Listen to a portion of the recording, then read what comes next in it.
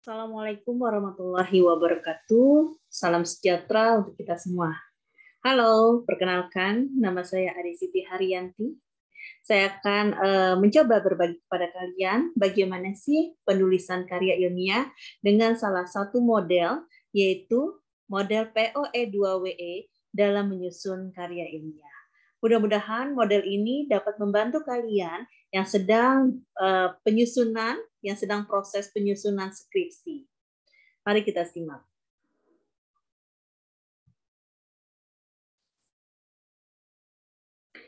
Sebelumnya, kita akan kenal lebih jauh, terlebih dahulu, dasar dari penulisan karya ilmiah, yaitu apa sih menulis, tujuan menulis itu untuk apa, dan tahapan penulisan, dan serta model atau metode POE2WE itu seperti apa dalam penerapannya untuk menyusun karya ilmiah. Nah, kita harus tahu dulu nih, apa sih menulis itu?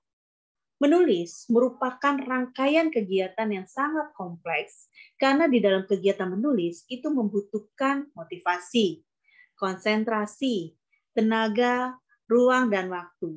Maka dari itu, menulis merupakan sebuah keterampilan berbahasa yang paling akhir yang dimiliki oleh seorang manusia. Yang pertama kan kita tahu ya, menyimak, dilanjutkan dengan berbicara, setelah itu membaca, lalu menulis. Maka dari itu yang dikategorikan sebagai suatu kegiatan yang kompleks karena menulis sangat berhubungan dengan kegiatan berbahasa lainnya. Tujuan menulis. Setiap manusia pasti akan membutuhkan bahasa untuk penyampaian pesan, baik itu pesan secara lisan maupun pesan secara tulis. Dan dengan menulis juga kita mampu untuk menceritakan sesuatu, menceritakan pengalaman kita, menceritakan ide pokok pikiran yang kita miliki menjadi sebuah gagasan tertulis. Yang kedua, memberikan petunjuk dan pengarahan. Dengan menulis, kita dapat memberikan informasi kepada seorang pembaca guna memberikan petunjuk dan pengarahan terhadap apa yang ingin dilakukan. Seorang manusia pasti ada proses berpikir. Dari situ, proses berpikir dari manusia satu ke manusia lain itu pasti berbeda. Maka dari itu, dengan menulis, kita bisa memberikan suatu gagasan atau pengarahan kepada halayak ramai. Terus, menulis juga dapat menjelaskan sesuatu. Semakin banyak seseorang membaca, maka semakin banyak juga ilmu pengetahuan dan kosakata yang dimilikinya. Maka dari itu dia mampu menjelaskan sesuatu berdasarkan dari pengalaman membacanya, pengalaman dalam kehidupan sehari-hari, dengan cara menjelaskan kepada halayak ramai apa yang penulis rasakan, apa yang penulis dengar, dan apa yang penulis pikirkan. Selanjutnya menulis itu tujuannya yaitu merangkum. Merangkum dalam kegiatan misalnya kita sedang melakukan seminar. Otomatis dalam hal ini kita dapat mengetahui informasi dan ilmu pengetahuan baru. Lalu kita bentuk sebuah laporan. Laporan itu merupakan sebuah rangkuman apa yang sedang terjadi. Dari proses menyimak, masuk ke dalam otak kita, lalu di dalam otak kita terjadilah yang namanya proses berpikir. Nah, setelah itu mampu menuliskan apa ide pikiran dan hasil dari simakan tersebut. Menulis juga dapat meyakinkan. Menulis merupakan sebuah kegiatan yang dapat dipertanggungjawabkan. Kenapa demikian dapat dipertanggungjawabkan? Karena menulis itu dapat dijadikan sebagai barang bukti. Beda dengan halnya lisan. Kalau lisan kalau nggak ada media rekam, itu hanya sepintas lalu. Sedangkan menulis itu dapat dijadikan barang bukti. Dalam setiap kegiatan, pasti ada tahapan yang harus kita lalui guna mencapai sebuah tujuan. Dalam hal ini ada tahap-tahapan dalam menulis. Yang pertama tahap pra-penulisan, tahap penulisan, dan tahap pasca penulisan atau tahap revisi. Apa saja sih yang ada di tahap pra-penulisan? Kita dapat menentukan topik terlebih dahulu. Topik itu kan luas, seperti halnya segitiga terbalik. Topik itu luas, lalu kita batasi menjadi sebuah judul. Makin kerucut kan ke bawah, maka dari itu harus kita batasi sehingga menjadi sebuah judul. Setelah menjadi sebuah judul, kita harus menentukan tujuan apa yang ingin kita capai dalam penulisan. Baik itu penulisan karya ilmiah maupun penulisan karya non-ilmiah, pasti ada tujuan yang ingin kita capai. Terus juga membuat kerangka teori. Apa fungsi kerangka teori? Kadang-kadang kalau kita nulis itu lupa ya. Aduh, ingin nulis apa lagi ya? Aduh, saya itu ingin banget deh menuliskan sesuatu tapi sulit. Nah, maka dari itu alat bantunya adalah berupa kerangka. Pada saat seorang penulis lupa, ya kan, dalam kegiatan menulis kan kita asik ya nulis. Tahu-tahu tiba-tiba lupa nih. Kita tinggal buka catatan kita berupa kerangka teori. Oh iya, ternyata bab 1 itu saya belum menuliskan tentang rumusan masalah. Nah, itu kan akan ingat. Terus menentukan bahan. Menulis tidak akan dapat berjalan jika tidak ada bahan. Bahan di sini, bahan sumber referensi. Terutama dalam menulis karya ilmiah, bahan itu sangat diperlukan. Karena kita nggak akan bisa menulis tanpa data dan fakta. Seperti yang kalian ketahui, bahwa menulis karya ilmiah merupakan penulisan yang sangat logis disertakan data dan fakta. Jadi bersifat objektivitas. Jadi tidak ada daya hayal, tidak ada manipulasi, apalagi angan-angan, itu tidak ada. Jadi kita harus menjelaskan sesuatu objek itu secara lugas, jelas, dan objektif, serta dapat dipertanggungjawabkan. Masuk ke tahap penulisan. Kita sudah punya kerangka, kita sudah punya tujuan, kita sudah punya judul, berarti kita tinggal nulis nih. Jadi dalam hal ini, menulis merupakan tahap pembahasan atau pengembangan gagasan menjadi sebuah karangan yang utuh. Pada tahap ini, kita harus mampu melihat kata dan istilah, sehingga gagasan dapat dipahami oleh seorang pembaca. Jadi, kalau kalian ingin menulis, tulis apa saja yang ingin kalian tulis. Kenapa demikian? Kadang-kadang manusia itu dihadapi dengan kata lupa. Kadang-kadang, saya nunggu nulis, tunggu ilham lewat. Atau, aduh, saya sudah jenuh nih.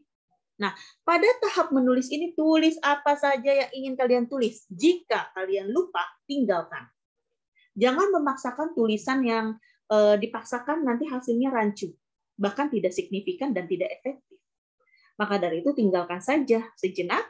Lalu setelah kita fit lagi, kita misalnya tinggalkan makan, atau tinggal minum, atau tinggal tidur, atau tinggal membaca lagi, kita langsung ingat lagi, baru kita buru-buru menulis.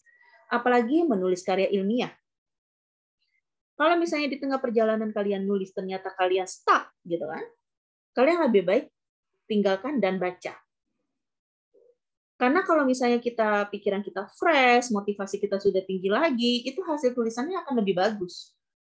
Tapi kalau misalnya sesuatu harus dipaksakan, itu akan acak-acak dan hasilnya nggak akan sambung.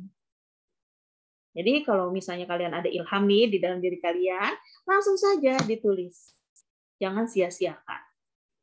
Tentunya di dalam kegiatan menulis ini ada proses merangkai kata-kata menjadi sebuah kalimat yang utuh. Nah, seorang penulis yang baik merupakan seorang pembaca yang baik. Dan seorang pembaca yang baik merupakan seorang penulis yang baik. Kenapa demikian? Karena kita nggak dapat menulis kalau kita nggak ada informasi. Kalau kita nggak ada ilmu pengetahuan, maka dari itu isi dulu nih otak kita nih dengan ilmu pengetahuan. Dengan begitu, kita akan mudah dalam kegiatan menulis. Lalu kita mulai menyatukan ide-ide pokok kita, rangkai menjadi sebuah kalimat yang efektif. Dari situ akan terjadi pengelolaan diksi atau pengelolaan kata yang tepat.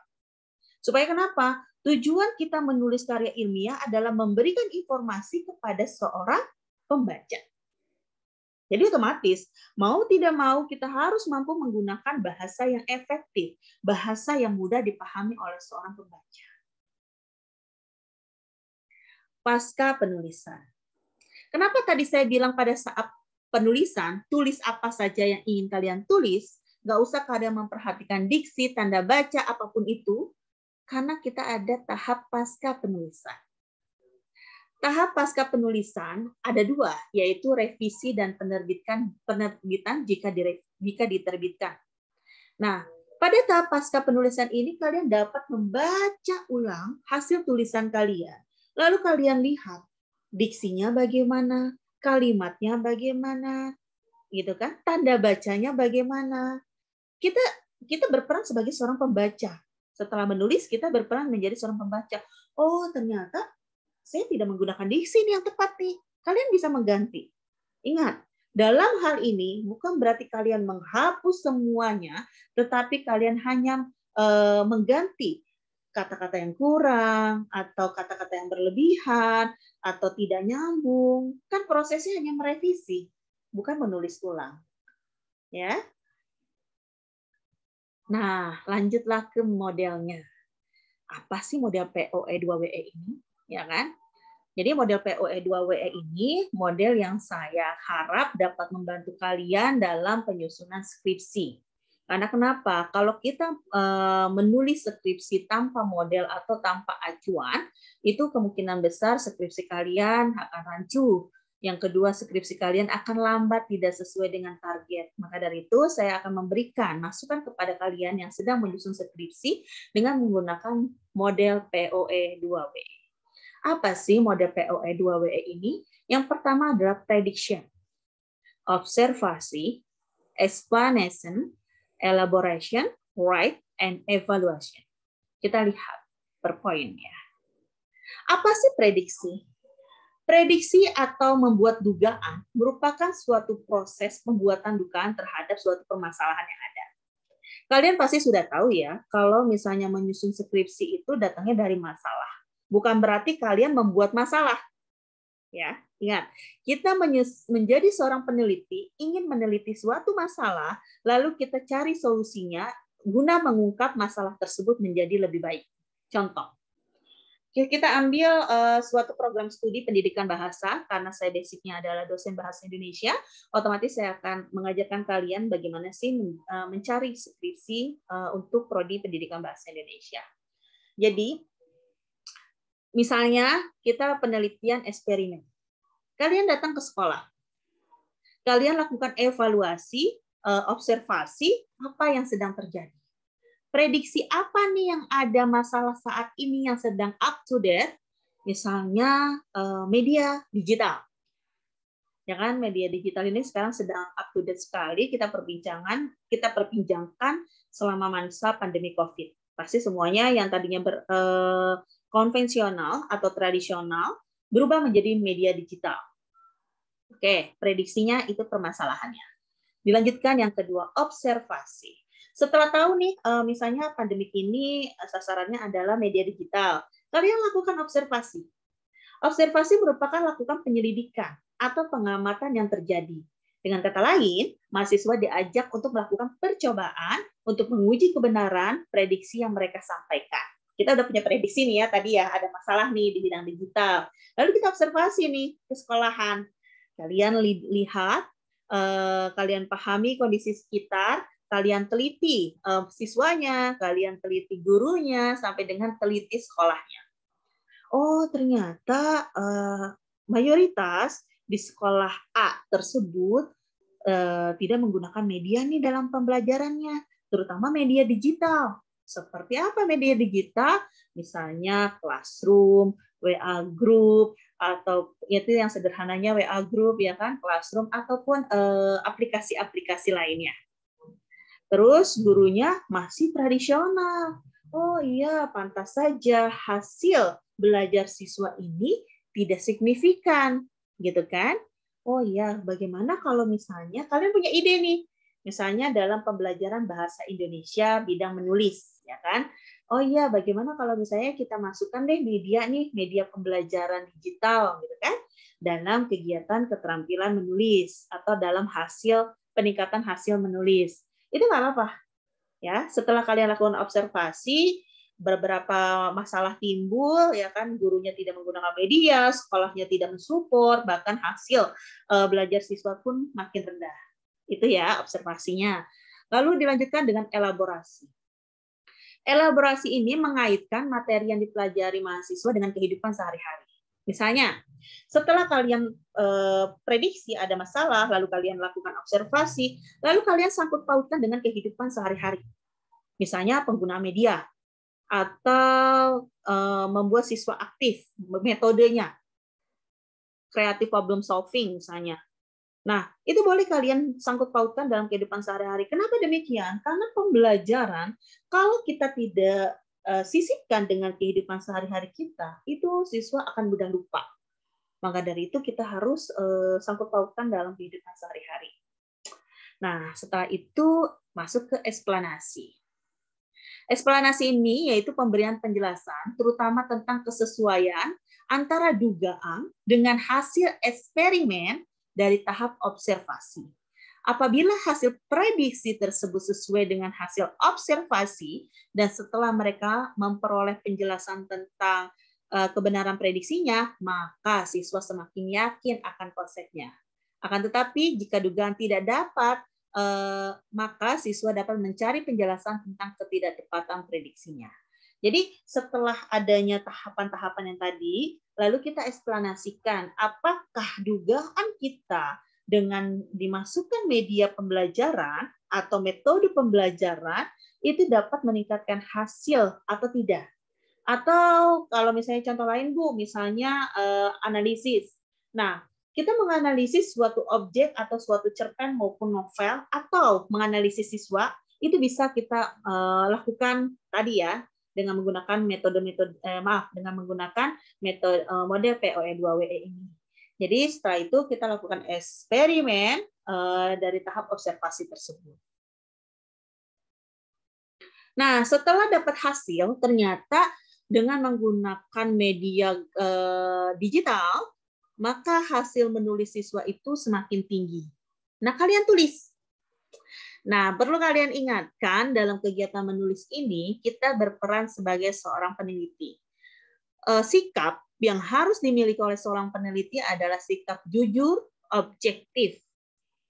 Kenapa saya bilang harus jujur dan objektif? Karena agar hasil dari penelitian kalian itu sealamiah mungkin, tanpa ada manipulasi. Karena kenapa? Kalian juga nggak punya keuntungan. Karena kita berperan hanya sebagai seorang peneliti. Mau itu berhasil atau tidak, media pembelajaran yang kita eksperimenkan, atau analisis yang sedang kita analisis objeknya, itu nggak ada masalah bagi kita, karena kita hanya sebagai seorang peneliti.